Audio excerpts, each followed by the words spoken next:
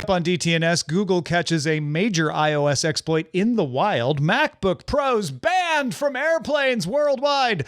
And Richard Gunther helps us understand what works with Nest, if anything does anymore.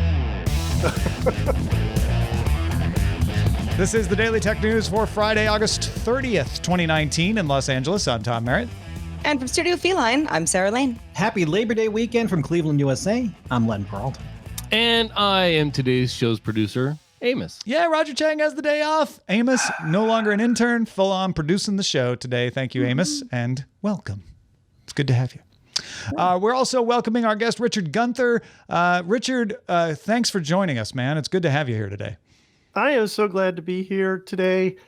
And this is the first time we've all done a show together before. I've done shows with all of you, right? But not all before. But never this before. combination. Oh my gosh. Yep. So Len will be drawing, Amos will be producing, Sarah and I will be hosting, and Richard will be explaining to us the whole Works with Nest fiasco, because you're on the smart home beat. Yeah. Yeah, it's a bad weekend. That's all coming up in a second. If you are on the Good Day Internet feed, you already heard us talking about the Disney Plus deals and getting sand in your eyes and all kinds of stuff like that. So please, if you want the extended conversation, we were talking a little bit about Jack Dorsey getting his Twitter account hacked. That's all on Good Day Internet, patreon.com/DTNS. Let's start with a few tech things you should know. A new feature rolling out in Google's G Suite and Hangouts chat will warn users when somebody that they're about to send an email to might be away or on vacation. A banner will appear at the bottom of the Compose panel or the chat window to let senders know when there's an out-of-office time block on that calendar, and will also note when the recipient will be back. That's handy. Disney finalized the sale of its stake in the Yes Network to an investor group that includes the New York Yankees, Sinclair Broadcast Group, and Amazon in a deal worth $3.47 billion. Yes Network does the New York Yankees games and the Brooklyn Nets games. The move is the last piece of an agreement between Disney and the Department of Justice to sell off 22 regional sports networks that it acquired when it acquired a large part of 21st Century Fox. The New York Yankees already had 20% of the stake in Yes. They keep that, and they get a little bit more as part of this deal. Politico and Bloomberg both cite an anonymous source saying that Google has agreed to pay the U.S. FTC between $150 and $200 million following an investigation of claims that YouTube violated the Children's Online Privacy Protection Act by collecting personal information about minors and then using it for targeted ads without parental consent. The FTC voted 3-2, reportedly, to approve a settlement, which now goes to the Justice Department to review. The FTC has not commented on Politico's or Bloomberg story. So yeah, when we do the official announcement of this agreement next week, the deja vu will be justified because you already heard it. All right, let's talk a little more about Google's Project Zero. That is an effort by Google to just find vulnerabilities anywhere, work with companies to fix them, and then they'll publish their research about those vulnerabilities in an effort to just make the internet more secure for everybody.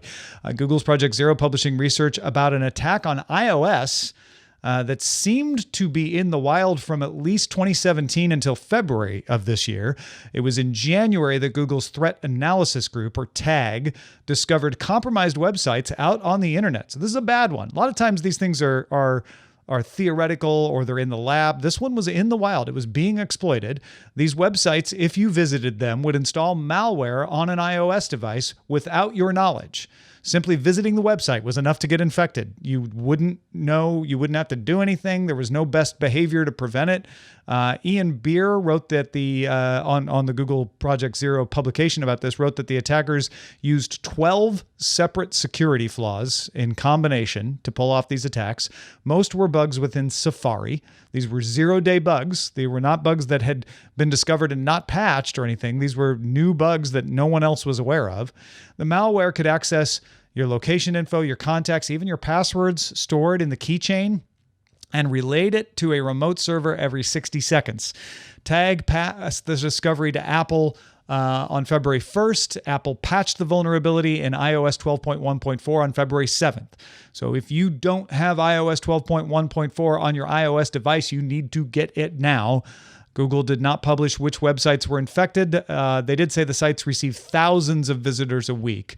So these aren't the New York Times. These aren't massively popular websites, but it does seem, most of the security researchers out there seem to think that this was a state-sponsored group, probably doing a phishing net situation with some targeted websites that their targets might be likely to visit in order to compromise some cell phones of people they wanted to spy on. Yeah, the blog post about how this all was discovered and replicated is lengthy, to say the least. Mm-hmm. The first thing I did was be like, okay, where's the list of websites? Where's the list of websites? They don't say. Because I was just curious, right? I mean, is this somewhere that I visited, or is it, just stuff that I've never heard of? And they also did allude to the fact that, yes, state-sponsored, targeting a specific group, whether it's regional, racial, or otherwise, seemed very likely, although they didn't get into too much hypothesis on what that might be specifically. But the fact that there were so many examples of apps that have extremely personal information, whether it's photos or real-time location or text messages or whatever, stored in plain text for a variety of apps that are considered very secure. It was quite a wake-up call. Richard, does this undermine your faith in iOS any?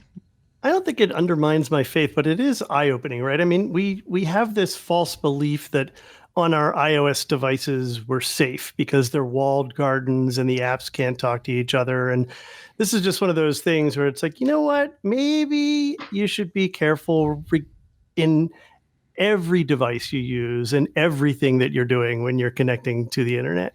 Yeah, that's my take on this. This is a very sophisticated attack. This is not an attack that happens frequently.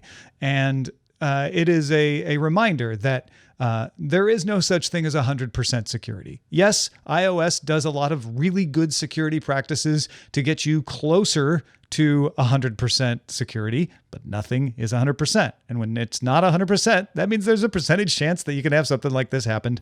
And it did.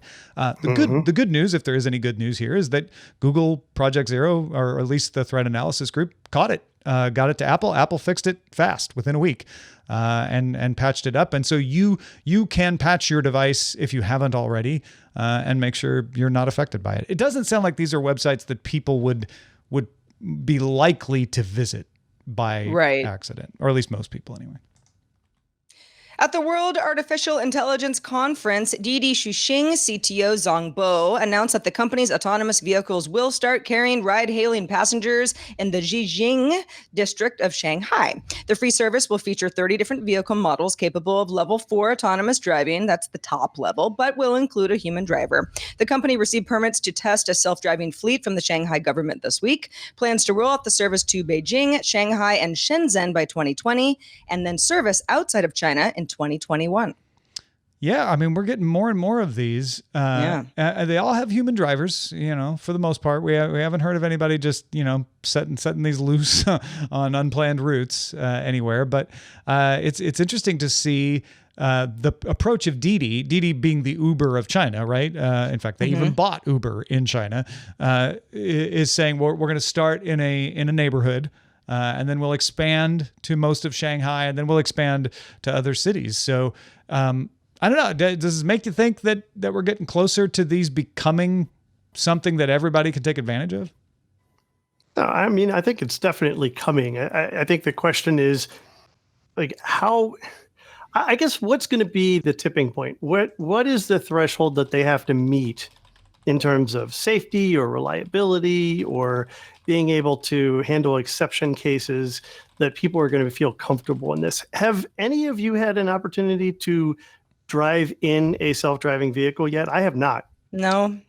I would though. I volunteer, but I do think that that's an interesting question, right? Because they need a large amount of people to be interested enough to use the service. But I think there also has to be some sort of, and I don't know what the threshold is, but some sort of time period where there's a proven track record that this is no more dangerous than the danger that people already face on roads across the world now. And that's going to be interpreted by people in different ways as well. But that's why it's like we seem so on the precipice of this being the norm more and more areas. And I mean, Shanghai is a huge city, so a citywide rollout is probably not even possible when you're trying to roll out something like this and get people used to it. But I'd be interested to see how much this is adopted in its earlier stages. What's the next steps, right? So we've seen Waymo do this in Arizona. We've seen Uber do something and then shut it down in Pittsburgh. You know, we've seen this in Boston and Singapore and London. There's lots of these efforts that are very similar. What's the next step? What's the next thing that gets you excited to be like, we're making progress? It's not just more of these. Now there's one that offers is it not having a human in it? Is that what we're waiting on? Well, that would be because that's okay. Now there's one less thing that has to be part of this experience, right? A fully autonomous level 4 vehicle with a human driver is okay. It's doing it by itself, but we haven't taken any step out of this process. So I think that's the next step, but that's also a tougher sell, really tough. Yeah. Waymo probably the farthest along in Arizona with widespread public availability to call it, at least in certain suburbs of Phoenix. So I'll keep an eye and see if any of them pull the goalie, as they say. In new Windows Insider builds, Microsoft is testing a redesigned tablet mode for 2-in-1 devices running Windows 10. The redesign keeps the desktop in full view. So instead of giving you the start menu, which is what you get in tablet mode, you still see the desktop and your taskbar icons are still visible, but they increase the space between the taskbar icons to make it easier for you to touch, because they think, well, you're still going to be using a touch interface on this thing. Some of the tablet features remain. So the search box collapses into an icon, the touch keyboard appears when you tap on a text field, and File Explorer switches to a touch optimized layout. But otherwise, you're getting that desktop look. The changes are limited to 2-in-1 devices and are designed to automatically turn on when you remove a keyboard, like on a Surface Pro. So that Surface Pro is kind of the model of the 2-in-1, right? You've got the keyboard if you want it, or you pull it off and you use it as a tablet, and that's when it goes into this kind of modified tablet mode. Now, if you like the old tablet mode with all the tiles, that's still there in settings. You just have to turn it on yourself. And dedicated Windows 10 tablets remain unchanged. If it's not a 2-in-1, you still get the tablet mode. We don't have enough time for as much as I want to rant here about this. I am so tired since Windows 8 of Microsoft trying to figure out what Windows is. Is it a desktop? Is it a tablet? Is it a laptop? How can one product serve all of those different devices and still be the same thing? This whole thing has been a disaster since Windows 8. They came out with a pretty good tablet interface that would have been great on tablets, and they forced it on everybody on desktops. And of course, it was a complete failure, and they've spent the last 6 years backpedaling from that. I'm tired of the back and forth and the change and the never, it doesn't feel like there's anybody there like Sanofsky did who has a vision for how this needs to be. I'll be honest, I felt like tablet mode and not tablet mode was a pretty good recovery, right? Like if it's a tablet, you get tablet mode. Because like you said, the tiled interface is pretty good on tablets. And if you've got a keyboard attached, then you're not in tablet mode. So I'm curious whether this 2-in-1 mode is something that 2-in-1 users really want, or if it's actually muddying the issue again. I don't use a 2-in-1 that often anymore. I used to have a Pro, but I stopped using it a while ago. Yeah, I have a tablet. I don't have a 2-in-1 either, but I'm a Windows Insider, and I've just stopped taking the updates. I'm sick of them. Well, feedback at dailytechnewsshow.com, 2-in-1s. Let us know, 2-in-1 users, what you think. On June 20th, Apple announced a voluntary recall of 2015 MacBook Pros with Retina display due to a fire risk from overheating batteries. We've talked about it on the show in the past. The recall covers some, but not all, MacBook Pros sold between September 2015 and February of 2017. This week, quite a few airlines starting to take notice. And make their own plans. Virgin Australia announced that all 15-inch MacBook Pros, regardless of their model number, must not be put in checked luggage. Qantas said that its policy further requires the laptop to be switched off during the entirety of the flight. Thai Airways and Singapore Airlines won't allow the laptops on flights at all unless the battery has been verified safe or replaced. And TUI Group Airlines, Thomas Cook Airlines, Air Italy, and Air Transit have prohibited affected laptops as well. So when the story broke earlier this week, and I saw that originally the story was you can't check your MacBook Pro, I didn't really take much notice because on my recent flight on Air France, in both Dublin and Charles de Gaulle airports, they didn't allow you to put any electronics in your checked bag. That was a policy, and they asked you about it at check-in. You don't have any electronics in this bag that you're checking, right? Because we've had problems with that. So I know that not all airlines are doing that, but to me, it's like, well, if you're an airline who doesn't do that, you can look at the airlines that do and say, well, this is still less restrictive than that. So let's just go ahead and do it to make it easy. But to say to someone, hey, you can't bring your MacBook Pro on the plane at all, which a couple of these airlines are doing, or to say like, you can have it with you on the airplane, but you can't use it on the flight. I get why they're doing it because it's easier than checking all of the serial numbers to see if it's a recalled laptop or not. But it seems to be an untenable situation for everybody here. Yeah, I mean it's with not every flight has Wi-Fi or I don't know, maybe I'm lucky enough to sleep on certain flights. I would never check a laptop just because I'm afraid it's going to break because it gets jostled around so much. Right. I like to have the stuff that's expensive and delicate on my person as much as possible. But yeah, I mean, to say you just can't have it on the flight I don't know how any business traveler would be okay with this. Yeah, this is a big black eye for Apple. And it started out kind of curiously enough where you were wondering, well, how really are they going to manage this? Because you're not going to check serial numbers. I mean, that's just ridiculous. You had people who didn't understand what the difference was from a tablet and a laptop when tablets were starting to become popular. So this kind of granular filter is just not possible. So this makes sense, but you're absolutely right. I guess the upside is, hey, I'm sorry, I couldn't do any work while I was on the flight. They wouldn't let me open my laptop. Right. I mean, I guess so. There could be worse situations there. But if they wouldn't, the airlines who are saying they just won't let you take the laptop on at all, you can't bring your laptop, especially if I've got a 15-inch MacBook Pro. I've checked my serial number. It's not part of the recall, but they're like, it's still a 15-inch MacBook Pro, and we're not going to bother to look at serial numbers, so you can't bring it. Well, and can you imagine the gate outrage when like four people who would need to be on a flight are just like, and they're saying, well, it was in the email with your e-ticket confirmation, that nobody read. Mm-hmm. That's not a process that's going to work for an airline. I was going to say, unlike a penknife, it's not like you can drop it in a pen envelope home. Yeah, we'll just ship this home. Well, it does fit in an envelope. We saw Steve Jobs do that. So, I don't know. I think this is going to be lax enforcement, but lots of people up front telling you not to bring it or to check or something like that. That the airlines will do that lots. But I'm curious to hear if anybody runs into a situation where they are told, no, I'm sorry, you can't bring that with you on this flight. Folks, if you want to get all the tech headlines each day in about 5 minutes, be sure to subscribe to dailytechheadlines.com.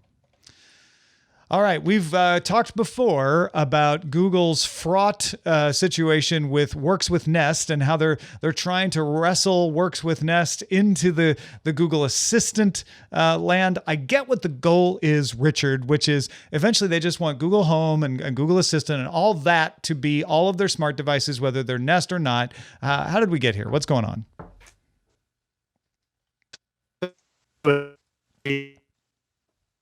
Oh man! For some reason, I guess Google doesn't want you to explain this because your connection to me just dried up right as we're trying to get you to answer this. So,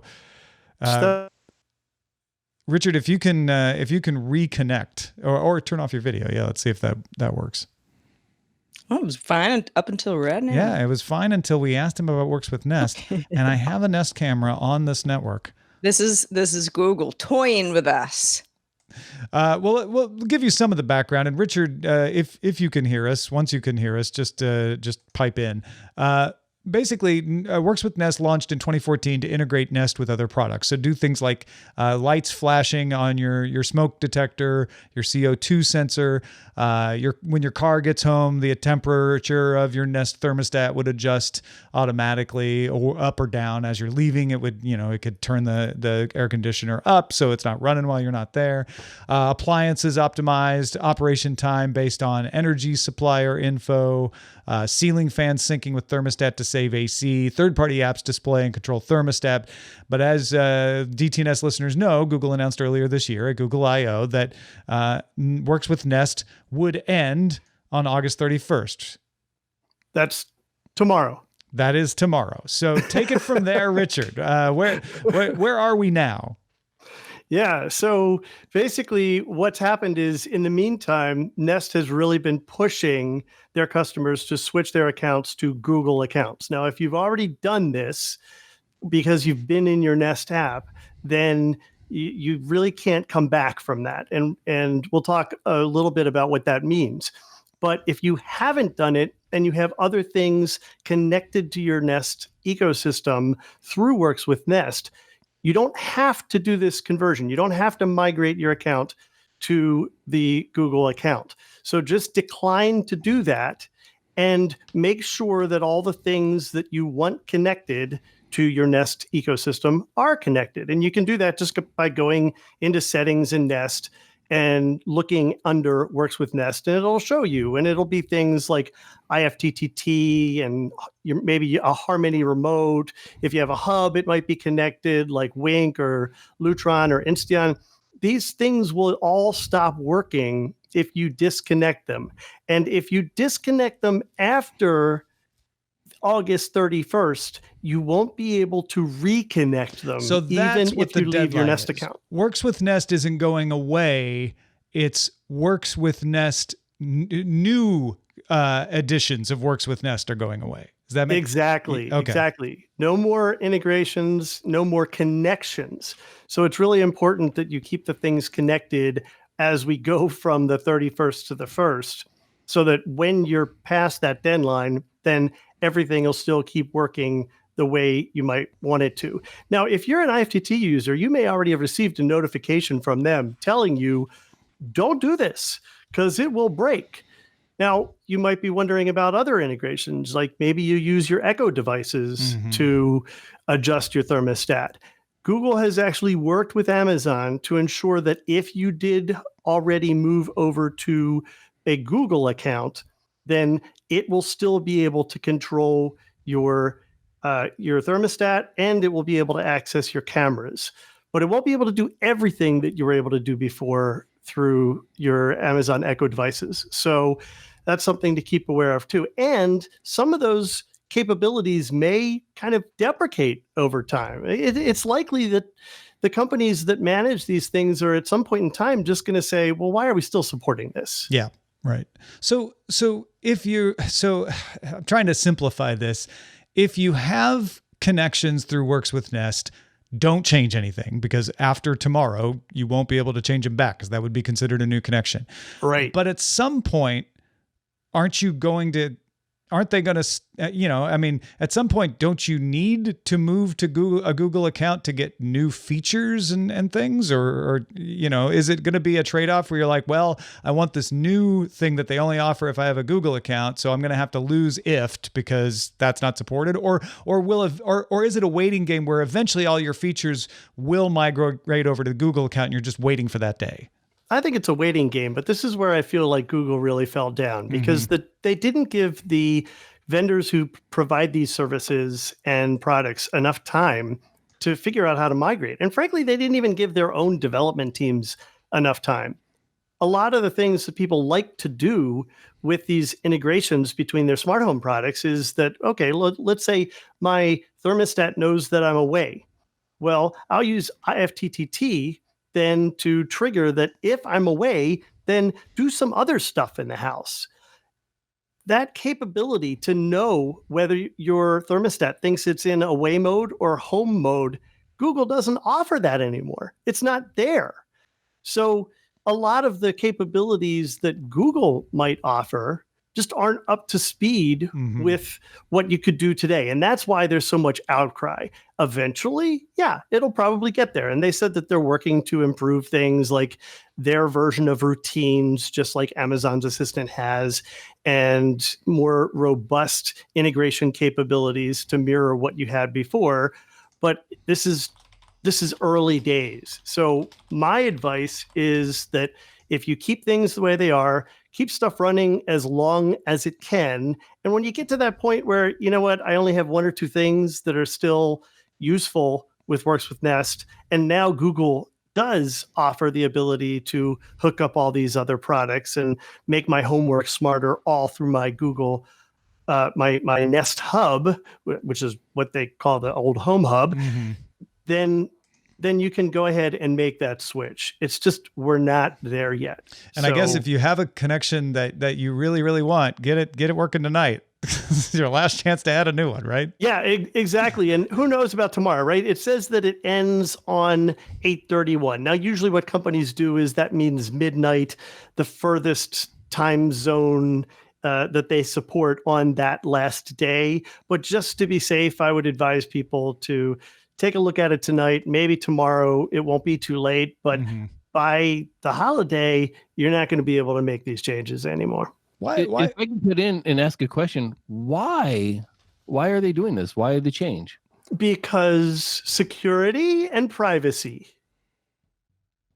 Seriously, that's the answer they gave, which concerns me quite a bit because right now, the systems already use OAuth to validate and authenticate you against Nest when you're working with their system. So you've explicitly given the vendor access to the information, and Nest says what information it's going to share, but they really want to pull that in more and be much tighter. I think where I am sympathetic is the smaller your surface area for attack, the less chance you have of a breach. And as we saw in the earlier story about iOS, like nothing is 100%. So I get where they're saying, yeah, we could keep these two systems around, but then that is just inherently more vulnerable to have two systems.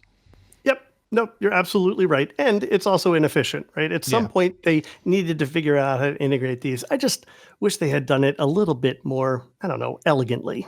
Yeah, well, I wish so too, but they didn't. So thanks for helping us to figure out what we need to do in response to it. Appreciate that. Good news in the elegance department. Everybody who participates in our subreddit, you can submit stories and vote on others. dailytechnewsshow.reddit.com. We're also on Facebook. Join our group. A lot of elegance there as well. Facebook.com/group/Daily Tech News Show. All right, let's check out the mailbag, Sarah. Yaru from Malaysia had a thought on how Google might help Huawei. Says, I think there might be a way, but it would involve Google giving Huawei preferential treatment and exceptions. As it is now, it's not easy, if not impossible, to side load Google services into open source Android or phones not part of the Google Android Alliance. This is because of a new policy that Google implemented around a year ago that involves more checks. Yaru says, I think what Google should do is allow Mate 30 phones to sideload with fewer checks or none at all, like kind of looking the other way. It would, of course, not be the same as having them preloaded, but would still salvage some usability. The issue would mostly be how it's seen by other members of the alliance as preferential treatment. But I think there's a, not 100%, but a chance that they'd see it as beneficial because they could also get hit by a trade ban since a few of them are based in China. Yaru says, full disclaimer, I do use the Mate 20X 7.2-inch version of the Mate 20 series. And he says, loves it. I love it very much. I'm really hoping this issue gets solved or at least bypassed in some way because Huawei really does make good phones. And that's coming from a former iPhone user of 9 years. Yeah, that's a good point, Yaru. I don't think Google could do anything without violating trade restrictions. If they take an action, I actually responded to Yaru about this in email, they open themselves up to liability. So I don't think they could turn a blind eye without opening themselves up to liability. But don't forget, Huawei operates without the Google services in China. So they're very familiar with how to get their users apps without actually officially having any kind of Google service there. And the side loading is definitely something that can be done. But like you say, it's harder. And a lot of users aren't going to want to mess with that and might choose not to deal with the Huawei phone if they don't get the Google services. So yeah, I hope they get that all figured out as well. Let's check in with Len Peralta, who has been illustrating the show. Len, what have you drawn for us today? Well, I always love it when companies go ahead and change things in the background and not tell you. And this is sort of my take on that. I think there's going to be a lot of people who are going to be acting just like this if they did not listen to this show or hear anything Richard was talking about with Nest. They could end up like this. This is called Leaving the Nest.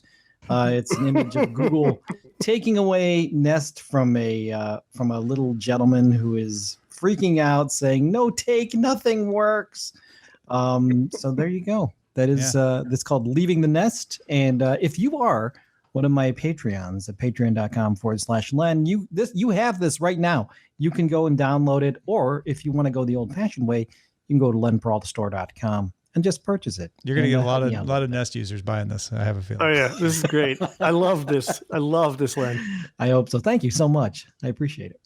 Thank you, Len. And also thanks to Richard Gunther for being with us. Richard, tell the DTNS audience where they can keep up with the rest of your work. Absolutely. So I write over at the Digital Media Zone. That's thedigitalmediazone.com. And I host 2 smart home shows, one called The Smart Home Show and one called Home On. And you can find those everywhere you find great podcasts like this one. Hooray! Also, the reason we have a great podcast like this one is because of the people who support us. We are not a big enterprise. We're an independent voice. And if you want to support that, the easiest and best way to do it is patreon.com/DTNS. In fact, if you upgrade or join in at the $30 or $50 level, you'll either get a poster or a mug. Mug is at the $50 level if you stay a patron at that level for 3 months. That's patreon.com/DTNS/merch if you want all the details. Our email address is feedback@dailytechnewsshow.com. If you'd like to join us live, that's Monday through Friday, 4:30 p.m. Eastern Time, 2030 UTC. And you can find out more at dailytechnewsshow.com/live. No show on Monday because we're honoring those who labor, but we'll be back on Tuesday with Patrick Beja, who's French. Talk to you then. This show is part of the Frog Pants Network. Get more at frogpants.com. Diamond Club hopes you have enjoyed this program.